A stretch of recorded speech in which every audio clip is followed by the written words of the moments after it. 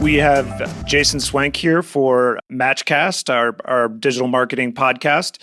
Today, we're going to talk a little bit more about issues that an agency faces. We'll let Jason introduce himself, but just to share with our audience how we met Jason. Jason was speaking at the Traffic and Conversion Summit in San Diego that Digital Marketer puts on. Jason was talking about how he grew his agency and sold his agency, so we were very excited to go in to listen to his tips. This was back in February. We've been watching Jason's videos and reading his blog posts ever since. What really resonated with me and with us was he talked about, as an agency owner, when you start to hit the moment where your referrals and your word of mouth and your personal networks, as great as that can be and has been for us, you have to go beyond that to scale. And so that really resonated with us. We recently spoke at the Unbounce Call to Action conference in Vancouver.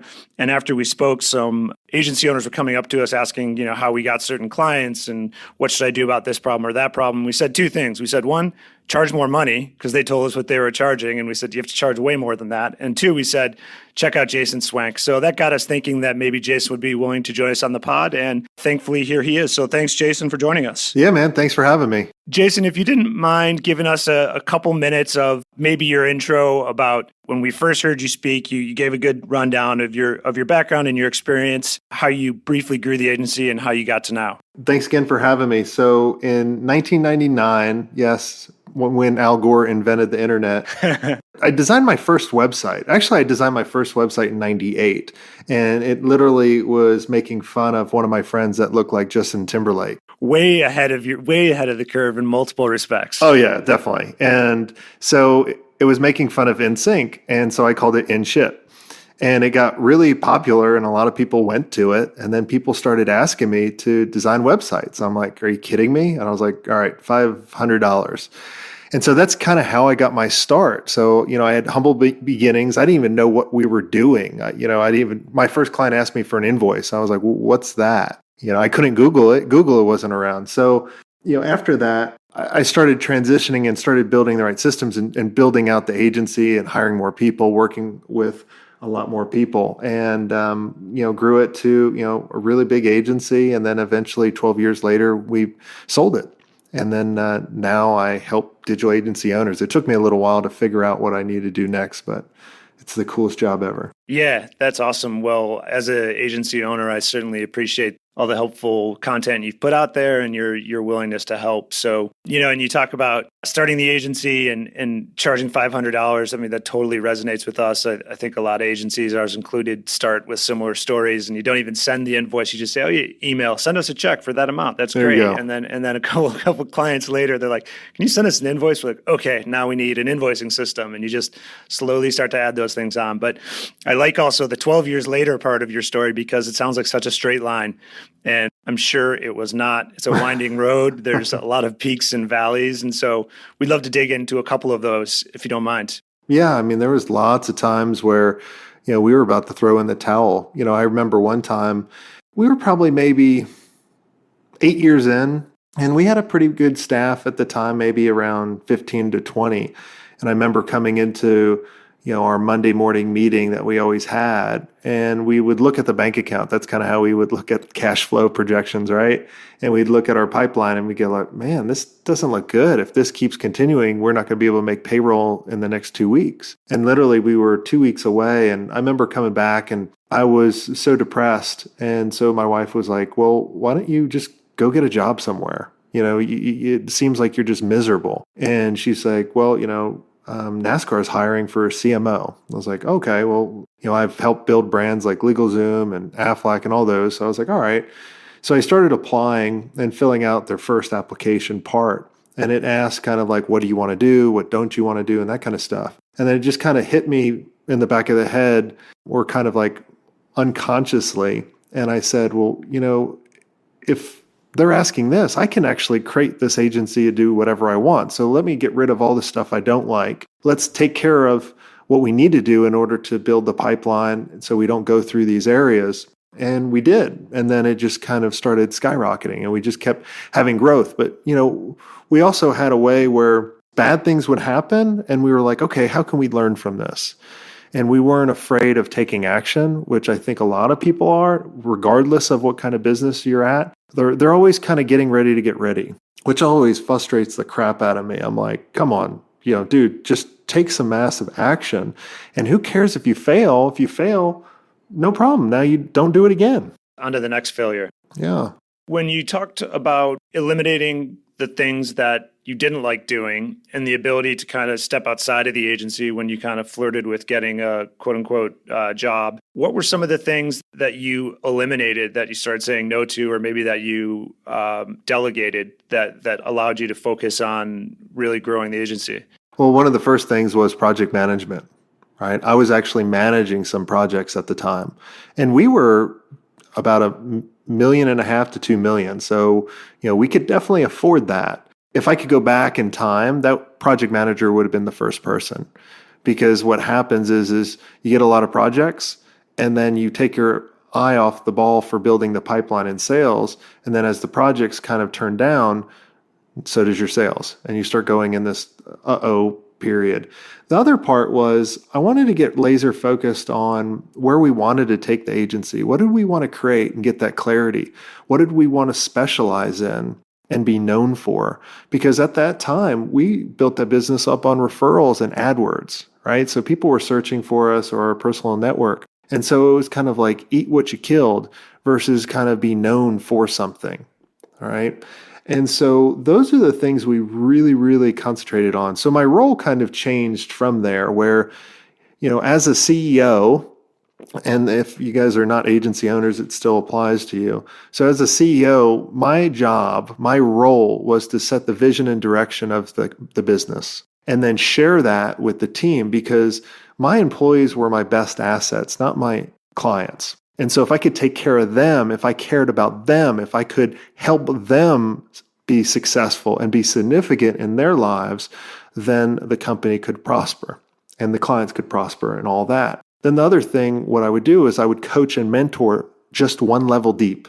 And then so I would coach, the VP of operations, I would coach the VP of sales, and then they would do the same thing for their team rather than everybody reporting to me, which they used to do, because then you're just overwhelmed.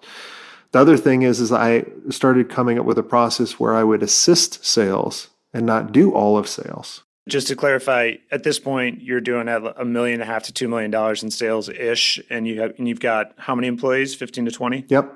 And then what I started realizing too is I needed to be the front person of the company. I was always like hiding in the background, even though I speak now, and you go to my website, you see my ugly mug everywhere. I'm a big introvert. Like I can stay in my house for a year and I'd be content.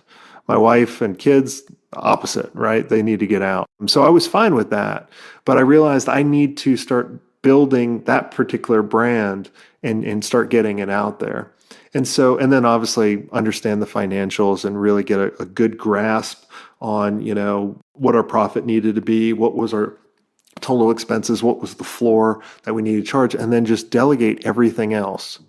And that's what we did. And that's how we were able to kind of just climb out of the hole and stay out of the hole. And then what was the thing that you identified that you wanted the agency to be known for? Was it AdWords? No, actually we used that to get clients in. But our thing is we were really incredible with design, but we wanted to, but a lot of people said that, right?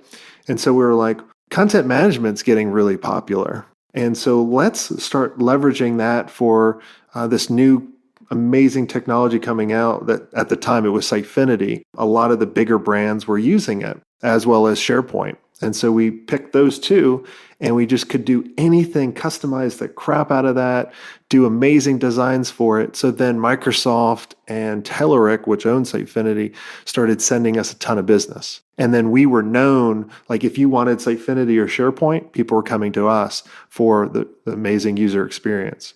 And then this is something that we're challenged with at the moment is once you decide what you're going to specialize in and be known for, that doesn't mean that you're closing off other areas of business if they're kind of inbound, correct? Exactly. Yeah. You're only marketing to them. Like for now, I tell people, on my website, this is for digital agency owners. but I work with all kinds of people, right? So it doesn't matter. It's just you're marketing to them. And like I always give an example like Facebook, right? If you're trying to compete with Facebook, you're not going to start off going after everybody. You got to go after that small niche and then start building upon it. Like Facebook, rather than competing with MySpace right out of the gate, they said, hey, we are just for, what was it, Harvard students, and then Ivy League students, and then universities, and then boyfriends and girlfriends stalking each other, right? And then grandparents, all that kind of stuff. So there you go. So, but you have to build your one specialty, and then you can grow different practice areas. So we started with Sitefinity and then grew it to SharePoint, and then we grew it to BI, then we grew it to social CRM, right? And so we kept building these practice areas that we could have one leader, and that leader would lead that team. And then because you have that chosen area of focus that you want to be known for, from what I'm understanding, one of the keys to that is it helps you identify who you should be selling to. Oh, yeah. Well, yeah. Was that a big breakthrough when you mentioned kind of this reset that you went through, you clarified your role, and then things really took off? All this was kind of happening at the same time, I take it. Yeah, big time, right? So it eliminates your competition, right? Like, I don't have any competition. My only competition is cat videos and procrastination. That's why if you go to my website, you'll see a cat video, right? So, it just starts eliminating them, because what we saw when we were just doing user experience and web design is we could only win business locally because our competitive advantage, our unique selling proposition, because we didn't help anybody, we didn't have that unique helping proposition. Our unique selling proposition was our location. So they could come at our office and strangle us or shoot us if they wanted. Right. So was this Atlanta? I think you currently live in Atlanta, right? In Atlanta. So then you're looking at certain types of businesses that you think could benefit from these tools that you're specializing in and are in Atlanta. Exactly. But then what we started saying is not screw Atlanta, but let's go broader. Let's see how we can go in the entire US. And so when we started doing that, we could identify what's their biggest problem. What does this audience look like? And then we could actually start helping them solve that. And at the time, there was not many people, I'm dating myself. There's not many people just doing content like they weren't doing like podcasts. I don't even know what a podcast was. Some people had, YouTube shows, but, they were doing wine shows, right? Gary Vaynerchuk was anyway. But yeah, that was a long time ago. So, we were just writing blog posts and starting to do that toward the end. The market's changed so much of what you can do now, but it's pretty cool. Yeah, absolutely. A lot you can do, but then also so much more noise now, and maybe a little bit harder to break through with some of those tactics. Now, part of what we're talking about, and I don't know, this is, in my opinion, not a very new thing, but it seems like there's a new name for it, which I've been reading about a lot, which is account-based sales. So rather than like a spray and pray approach where you're trying to let everybody know who you are and hope that they come to you, you're doing a lot of research on the front end of a particular business, a particular account. In this case, and again, this is something that we're working through at the moment, but in your case, you're able to specialize. So then you're able to identify very specific businesses and then individuals at those businesses that are the people who could make the decision to, at some point bring you on board and hire you as an agency. Related to that, we're finding all these really interesting tools for prospecting. And certainly LinkedIn and LinkedIn Sales Navigator is in the middle of a lot of these tools, but then there's people building kind of tech on top of it, where they're calling it like the sales tech stack. And we'll put a good link in the show notes here that gives a pretty exhaustive list of companies in this space. So once you have identified an account and an individual that's a fit for your specialty, and you start to kind of approach them and hopefully help at first, how do you solve the problem of timing? There's so many businesses that might be a fit for what you did, or for what we do, or for what agency owners out there do. The challenge that I find is that maybe they already work with an agency, or maybe they hired somebody 6 months ago, or maybe it's a year and a half from now that they're going to hire someone. How do you manage that? That timing is so important when you're doing outbound. Well, the thing is we had a requirement in order for them to work with us, they had to work with an agency before. Haha, that's a good one. because you don't want to train someone. It's kind of, I can use a bunch of other analogies, which I won't. But you don't want someone for the first time working with an agency. So most of the time when we would do cold calling and be successful at it, it was like an audit. We say, hey, I know you're working with an agency right now, but what we find is I know you're spending over $10,000 a month in AdWords, and there's a lot of gaps and things that you may be missing out and overspending.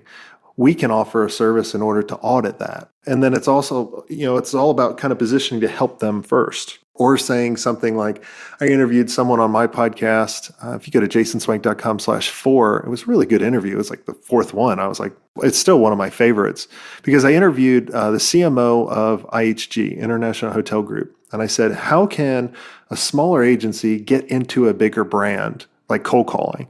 And he said, I get calls all the time saying, hey, I'd like to take you out to lunch or golf or send you stupid stuff, right? And he's like, I just ignore him. But if someone calls me and says, hey, Dell, we work a lot in the hospitality industry and we see this power editor just really breaking through and doing amazing things for your particular industry, I'd love 10 minutes just to show it to you and just to tell you about it. And then you could go do it yourself. And he would take that call all the time. And what they had at the time, I think it's more of a budget now, and Dell doesn't work there anymore, so don't call Dell. Everybody's like, right now, Google searching Dell. Yeah. But they had I think 50 or 60,000 in play money. So they would test out, different things that they would try out new, and then they would start that relationship. And it's all about when you're calling into these people, you're not pitching marriage. That's the biggest thing. People are they're very impatient in everything. And so you just help them out and just invite them to a lunch and learn, whatever it is, right? And then you start putting them through your campaigns, or you start building that relationship like you would want a relationship built with you. Kind of like if anybody gets on my list, you're going to get a lot of emails from me based on how you engage with me, but you're going to get a lot of videos. So some people are on my list for a year and a half before they pull the trigger. But when they come to me, I don't have to do any selling. They're like, hey, I'm ready. Where do I sign? Makes sense. And one thing that's really maybe accessible about that tip that Dell gave, where you come with something that not everybody else is doing, is that stuff is so doable if you're a small agency, and it's so doable in our example in digital marketing, because there's things that are constantly changing and there's always something new. I mean, you could just go to the Facebook developers blog, and as soon as they launch something new, figure out how to use it and then start bringing it to people. Certainly we like to think of ourselves as early adopters in that way. We're just now constantly building audiences off of Facebook video. And maybe this is a discussion to have offline with you, Jason, but there's really interesting ways to apply what you just said and take the new thing and show someone else this tool that you're really excited about. Oh yeah. I mean, and you have to be different. Right? I'm so tired of people being a Me Too agency or a Me Too business, right? Everybody's doing the same thing because it's hot. It's kind of like a stock. Everybody buys that stock, and then what happens? It goes down.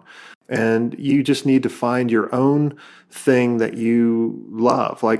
We love doing creative and design and bolting it onto custom development. No one was doing it back in the day. Now everybody says they do it and some do it, but that's how we were unique. And as the market changes, you need to change. So the problem I see with a lot of businesses, they know how to do something and someone offers them money, kind of like the in shit deal, right? And I could have just kept doing websites. Well, if I kept doing websites, I would have been out of business quick because people wanted more than a website. And they get too busy with their clients and they don't set up a way to innovate and always constantly look at being ahead of the curve of what's coming down next and being willing to try it so that you can keep building on where people actually look at you as an advisor versus as a hands-on person, actually doing the work.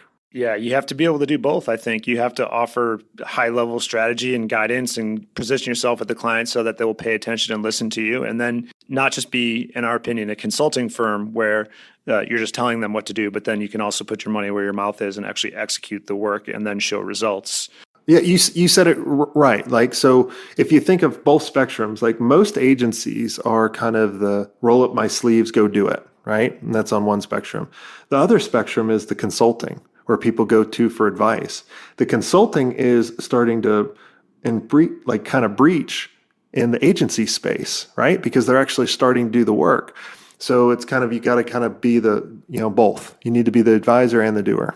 Yeah, absolutely. I want to jump back briefly to something you mentioned earlier, which is the hot stock that then is on the way down. What would you think if you look back over 6 months or a year? And I also think that maybe you don't do this work as much as you used to and you're in a different business, but just based on your perception of, say, digital marketing or just digital agencies generally, what are the hot stocks that you would not buy at the moment that you would sell? Well, I bought a lot of stock in Facebook, literally, but I feel that there's too many agencies jumping onto that bandwagon, and so that's kind of going to be like the new content. Like a couple years ago, it was the content marketing, like inbound, right? I'm an inbound agency. I'm like, well, if you didn't jump off that bandwagon, you need to be a lot more than inbound. So I would just be careful on that front.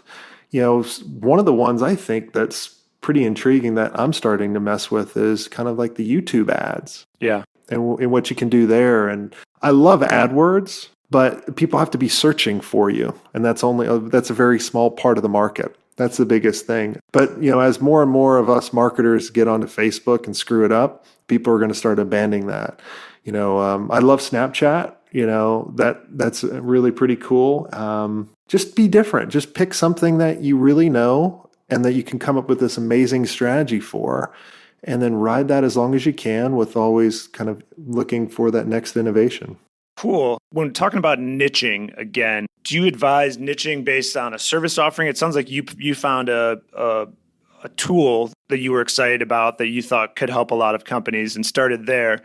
We've gone back and forth in our minds where are we niching based on something that we want to offer clients and offer the world, or are we niching based on this is a certain kind of business, or we're going to go after universities, or we're going to go after fitness businesses or whatever? Do you see those two differences, and what do you recommend there? Yeah, so we did both. We had what I call kind of the verticals, which are the industries, right? So we went after like healthcare and higher education and automotive and, that kind of stuff, right? And then we also had kind of the horizontal, which was kind of the product offering or the services, that kind of stuff. I think we kind of fell into it. But if I had to do it over again, I would pick a vertical, an industry, because then you can define that person a little bit more. And then you could start adding. It's kind of almost like you're trying to get at the crosshairs, right? You're trying to meet the vertical and the horizontal together. That's the best. And so then you could be ultra specific. And you're there when you're pushing away a lot of people. That's what your job is. And then the people that you're actually going, if you're not a digital agency owner, if you're not over this amount of revenue, if you're not struggling with this, get the hell off my site. Right? And then people are like, I'm struggling. I'm a digital agency owner, right? And you're attracting more than you're actually pushing away. But for right now, it works. In a couple years, don't know. Everybody will probably be doing it. And then as a side note, it's kind of interesting when you tell somebody no, how badly then they want it. Like you say, oh, no, sorry, this is not right. This is not a right fit. And then very often they're like, well, why not? It should be. I want it. Oh, big time, right? Like if you look at my site, you can only buy like my proposal template and my agency documents right off my site. Everything else you have to qualify for or go through. Like I have so many different things that we offer, but you have to go through the basis in order to get to them. Well, Jason, we hope this is the start of a long relationship, but for a second here, we're going to put you on the spot. You're really, really great at giving away lots of helpful content to agencies, but just to throw you through the ringer here. A lot of things that you've been talking about. So MatchNode, our agency, we start with strategy first, and we just love doing that. Like my co-founders and I just love talking business with business people, especially small and medium-sized business owners. So like we almost couldn't stop ourselves from doing that if we wanted to. And then the way that we're approaching the ever-changing landscape where, you're talking about AdWords being limited because the demand has to exist. And it's really just demand fulfillment. In some ways, it's like order taking. And on the other end, there's tools like Facebook, which can generate a little bit of demand that wasn't already there. And then we've got conversion optimization. So we do strategy, traffic, and conversion. And it's worked for us to a degree where, as you can hear, we're working on niching and we do a decent job closing when we get an interested party at, deep in a conversation. So we're really trying to systemize prospecting. And just based on your sense, briefly, where do you see a hole in the approach where you'd put a finger first and start to pay attention to? For your approach of like who you're targeting or what you guys are offering? Either. Which one would you pay attention to first? Your audience, who you're going after. You have to get laser specific. Like, I could have said, I am going to help out B2B companies where most people start off, right? Or small businesses. And I'm like, small business is not a target market. You have to drill down several levels. So then after I said B2B, I said, okay, agencies. And then I could have said, well, there's lots of agencies, right? There's traditional and there's digital. And then I was like, well, digital agencies. And then I said, digital agencies that are struggling with X. So you have to get laser specific. That's where I would focus. And then you got to figure out too, like, why do you exist? Like, what's your why, right? Like my why on this go around is I want to create something that I wish I had. And I'm just telling stories of what worked for me and is what I wish I had, and then, let the rest go through it. And then it sounds like your why on the previous go around had more to do with the employees and developing people. Yeah, or why to make money. Yeah, I mean, to be honest, why, right? That's a simple why. Yeah, that was a simple why. There's a lot of reasons why, make money on a personal level to, grow a family or build comfort or have some certain lifestyle. Then there's the make money on a more kind of agency practical level to make payroll and to be able to invest and to be able to do things good that are nice for your employees to develop them and add support and things like that. Yeah. And the thing is you can't make decisions based on money. And I always laugh when I tell people this, because I remember people tell that to me and I'm like, yeah, you're full of shit. You got money now, so it's easy for you to make that. But you figure that out after. It's not about the money. Like, it took us, I think, 6 years to hit the $1 million mark at our agency, okay? Mm-hmm. In 11 months, I did that here. But I also had a huge track, I had a lot of lessons, right? But on this go around, I really didn't focus on, the money. I wanted to create something that I wish I had. That was my why. So I think that's probably one of the most important things. I wish I saw the video. There was a great TED speech. Probably all of you guys, hopefully you guys have seen it, or if you link it up, it's of Simon Sinek, and it's a TEDx speech. And he talks about the power of why. Like Apple, it's not about like what you do, it's why you do it. So he gives an example of Apple. He goes, well, we don't build computers. We give people the opportunity to build amazing things by using our boxes, right? So that's their why. And so when you start communicating that, people start getting behind what you believe in that why, right? And it's pretty powerful. Yeah. And then when you're talking to a would-be client or a prospect, you can tell when your why resonates with them, and that just creates a connection that can flow through your entire engagement and hopefully a long-term period of doing work together. And then you really feel a fit, and then you have retention, and then on the other hand, it also will filter out people who don't connect to it. Exactly. So we joke about money as being kind of the practical why or the results, but it seems like we're getting around the idea that it needs to be something external and more profound and maybe intrinsic, especially because the work that we do is about other people. It's never about really us. It's always about the client or the client's customers. Mm-hmm. All right. Well, Jason, we really appreciate it. You've given us a lot to think about. Like I said, hopefully this is the beginning of a long ongoing conversation, because we're certainly intrigued by the help that you have to offer. We will definitely check out that Simon Sinek TED Talk and link it up in the podcast. Anything you'd like to add in closing, Jason? No, if you guys want to know more, if you go to jasonswank.com/wahoo, I'm doing a test. I want to see how many people actually remember it. So Wahoo, I grew up on a street called Wahoo, like the fish, all that. But I got some cool stuff there. So make sure you go there and you'll have a little laugh. We'll link that up, and our listeners should please check that out. Sounds like it might be funny. Jason puts out a lot of great content, a lot of great video content. Like he said, one thing that I appreciate about it, Jason, is how you kind of chunk it up into small bits that are more digestible. So there's a lot of 2 and 3 minute videos that you can watch that with very specific questions that agency owners or business owners as well can find a lot of good advice from a guy who's been through it. Cool. Well, thanks for having me. Thank you, Jason. Take care. Thanks very much.